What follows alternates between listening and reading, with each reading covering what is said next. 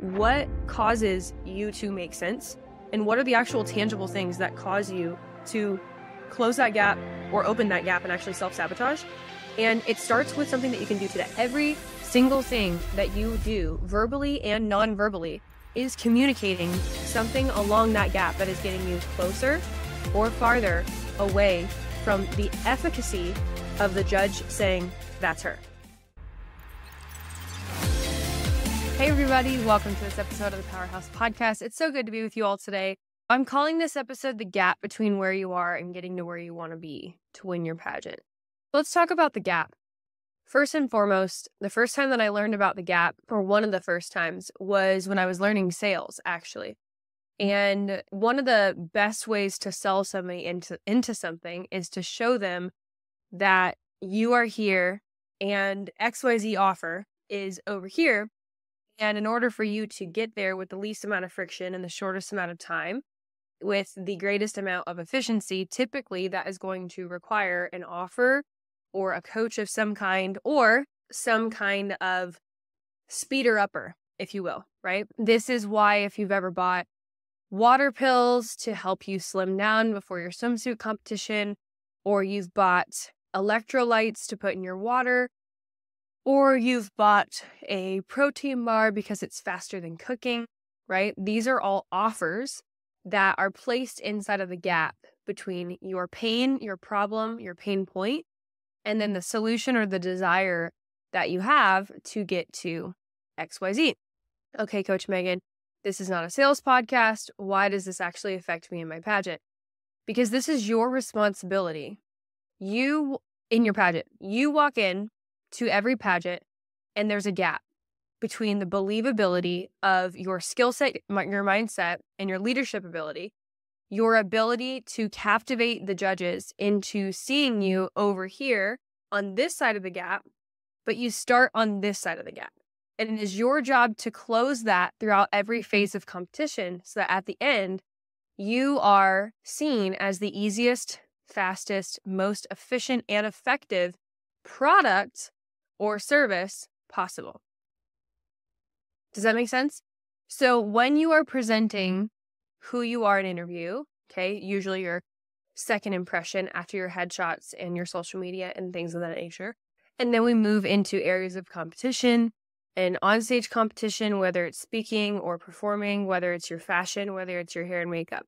Every single thing that you do verbally and non-verbally is communicating something along that gap that is getting you closer or farther away from the efficacy of the judge saying, "That's her."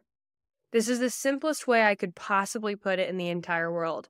And why it may madden some of you guys, the girl that you don't like, that you think didn't work as hard as you, or whatever, that beat you, why that's annoying is because something about her, if it wasn't rigged, right, which is 99% of pageants, but if something about her made it easier for judges to just say, she makes sense.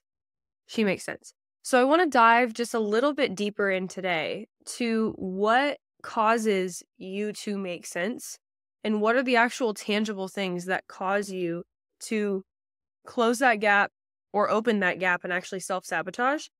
And it starts with something that you can do today. So something that you can do today, and we talked about this on Mindset Makeover, and something that you have to do today, by the way. You can't start doing this at your pageant. You can't start doing this a week before your pageant. You have to 100% unanimously decide that you are going to be the same person here, now, at the gym, at church, hanging out with your friends, going out on the weekends, at work, as the person that shows up for the pageant. You are confusing your own brain and your own heart every day that you act out of integrity with the true nature of who you are, and then you expect yourself to self-regulate, put the mask on, perform, step into this identity of a person who thinks like, acts like, walks like, talks like a winner, when in reality, you have not been congruently thinking, acting, walking, and talking like that in your everyday life, thus up until this point. Can I get an amen? Can we just be honest? And when you act out of integrity because the version of you that doesn't keep your promises to yourself to go to the gym when you know that you need to lose 10 pounds, and then you're doing all these horrendous things to your body that's wrecking your hormones the week before your pageant, trying to make up for lost time. Or we do that in the same way in our mindset, where we will do things that are detrimental towards our own self-care, self-worth, self-identity. We don't keep promises to ourselves. We're flaking on our friends. We don't text people back. We show up late to work. We mail it in at work, and we don't act like a high achiever. We're just trying to get our paycheck and get through the day. And then all of a sudden you expect yourself to walk into pageant season or pageant time and feeling comfortable to be the highest achiever, the best talker, the best walker, the best thinker, when you're now around 20 to 50 other women who have also worked hard to be there and are beautiful and have their crap together and all these different things. That's a lot to expect of yourself. And it's wrong to expect of yourself because it's not going to happen.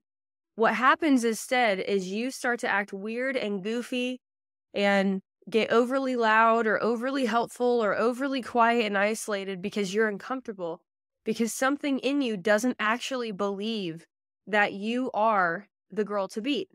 And you're trying to convince yourself to close that massive chasm of a gap in one weekend, one day of competition, 1 week of competition. Constantly looking external for your validation. Does the executive director do I feel like she's paying attention to me? Does the girl who's my biggest competition like me? Do I feel like they're putting me in the front? Was I part of the top 3 in the run through? And you're constantly looking for external things to validate your identity, to say to yourself, I am a winner. When in reality, baby girl, it is way too late. Because if you cannot genuinely look yourself in the mirror and think, I am a winner, and then prove that by your actions and your words and your habits and your psychology every day, then you're lying. And lying never did anything good, first of all.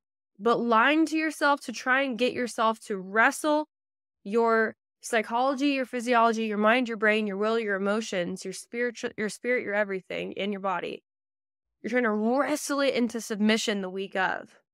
That's why you're putting so much pressure on yourself to have to perform in the moment, because you're being incongruent in the rest of your life. Now, this isn't me saying you're a bad person. This isn't me saying, oh, it's over, it's done for you, it's whatever. Chances are you still have some time to work on this, okay? But this is also why we work with a lot of our clients for 3, 6, 9, 12 months, because it can take some time to rewire and refire these parts of your brain that get you into a new pattern, new behaviors, and a new routine. Because I'm here to tell you, all of your behaviors come out of your state. And all of your state comes out of your internal representation. And your entire internal representation comes out of the way that you process external events that are happening to you on a daily basis. This is how 2 people who can watch the exact same situation or even be a part of the same situation, be sitting in the same courtroom, be sitting in the same classroom, whatever it is, the same pageant, can have 2 totally different representations and 2 totally different stories of something. Because the way that it passed through their internal representation, their filter, their sense of self, their sense of identity, affects their state, which affects their psychology, their behaviors, and also their physiology, right? The way that they carry themselves, the way that they talk, the way that they walk. So this is super important. This is the number one thing that we work on, first and foremost, with all of our clients, is where are you off in this area? And what external events specifically are causing you to get messed up in your head and then scramble at the last minute or put pressure on yourself, or, the cycle happens where you can't authentically just walk in and have a blast, acting as if, because you just are. It's way easier to be if you just have to be, rather than convincing yourself, oh, calm down. I don't need to be worried. I don't need to be anxious. I can just trust myself. When in reality, you can't trust yourself. You cannot trust your habits because you've been lying to yourself and you have not been consistent over the past 1, 2, 3, 6, 12 months. So one of the biggest things that nobody talks about when it comes to the gap is teaching people and holding people accountable for their consistency, holding people accountable that this is the secret sauce of winning. And this is also why you can teach people walking all day, and they'll still biff it when it comes to perform, or when it comes to actually speaking, or anything that they can't just put a mask on and fake it with vain repetition, basically. They're going to screw it up. Or while you're placing top 10 one day and then second runner-up the next day and then this the next day, it's because you are not consistent. And chances are there's something about you that maybe you are not fully congruent, authentic, accepting. And sorry, I had a massive cold last week, by the way. Something that is just, it's not aligning. And when it's not aligned, that's where it's super easy to ping pong in your brain. Super, super, super easy. So the good news is, if you want to fix this, we're here to help. Coach Allison and I are going to personally be walking a small group of you guys through how to do this and how to become so congruent in your lives that there's no pressure. And we have, a side of us that really, really wants it and that's going to go for it, that's going to crush it, that's putting the gas pedal down. But we also have this other side of us that's like, I'm worthy. I do what I say I'm going to do. I'm healed and whole on the inside. I know who I am. I know what my stories are. And I'll kind of break down the 4 weeks for you guys. I think you'll find this really exciting. So week 1 is we're going to talk all about identity and congruency. Okay, so we have to identify the areas that are out of alignment first to help you get back into alignment, to get a super clear vision of this is why things have gone wrong in the past and this is what I need to do to be successful. Number 2, then we're going to start to step into your wisdom, your intellect, and your depth.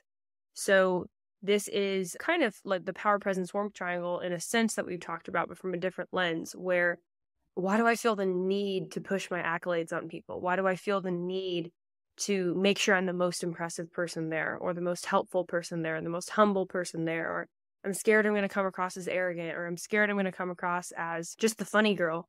Whatever those edges are that we need to figure out how to make you come across as positioned, as powerful, but also relatable, warm, adaptable, all these kinds of things. And we're also going to teach you how to be the most adaptable, flexible person.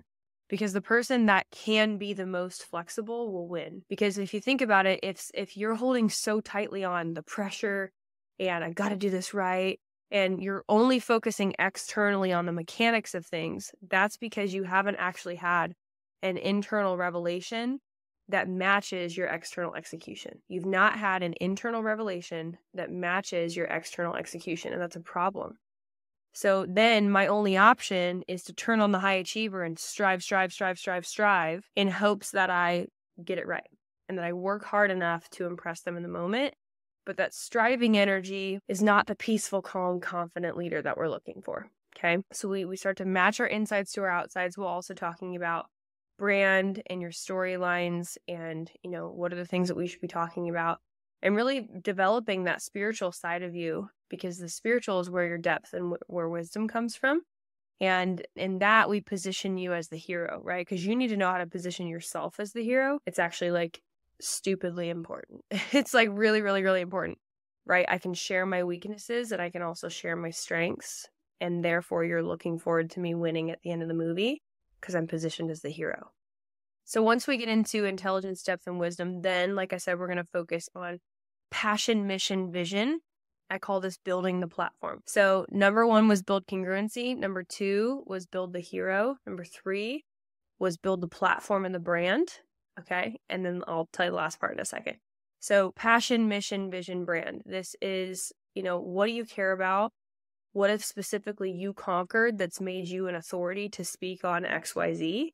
Okay. And we're going to help you bring all this together in a way where you know exactly how to speak, what to speak about, which stories are valid, which all your stories are valid, but which ones we want to use for this specific in a pageant, and how are we going to develop that into something where, again, it's very easy to pick you where you make sense. And then the last part is going to be building the walk, and it's activating, we call it behavior, bearing, poise, and posture. And, these are the external, like when I walk into a room, do people notice me? And really working on the behavior aspects of things. Okay. So why do my hands get sweaty? Or why do I speed up and I become a chatterbox when I'm uncomfortable? Or why does my arm do this weird thing when I walk? Or why do I get in my head and I cross my feet whenever I do my interview? And then certainly, actually, how do I walk and things like that as well. But anything that behaviorally becomes weird is because of your mindset. It's not actually because of your behavior. So we're going to go over these 4 things for the next 4 weeks. And I'm so excited because I'm excited to see so many girls that have been chilling in top 5 forever. And they just start popping off because they do this. So I'm super, super excited for that. I know it's going to be transformational. And I look forward to seeing you guys on the other side so we can help you close that gap and become the person that wins over and over and over. Click the link below and I'll see you on the other side. Bye guys. See you next week.